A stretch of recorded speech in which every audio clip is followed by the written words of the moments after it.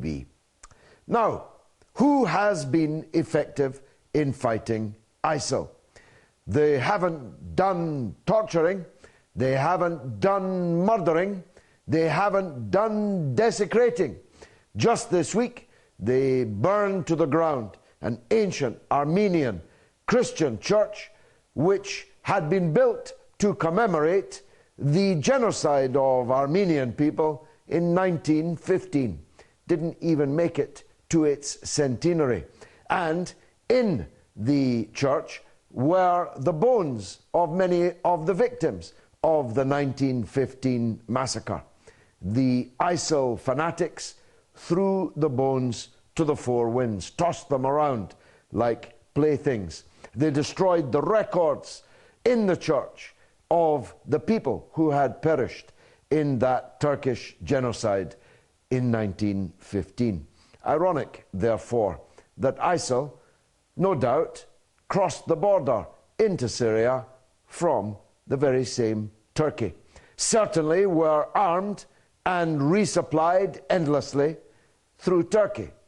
And the government of Turkey certainly turned a blind eye at least and actively collaborated at worst in making ISIL the fighting force that it has become. The story was a few days ago that the leader, the self-appointed Caliph, Baghdadi, as he calls himself, though his name is Samurai, was dead in an American bombardment.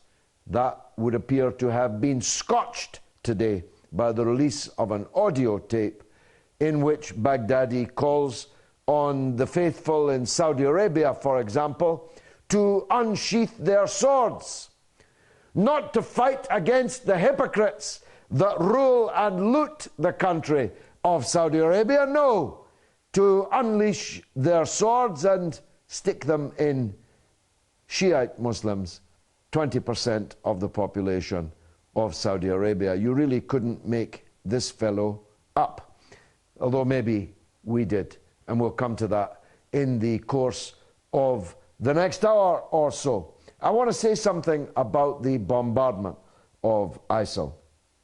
It's not serious.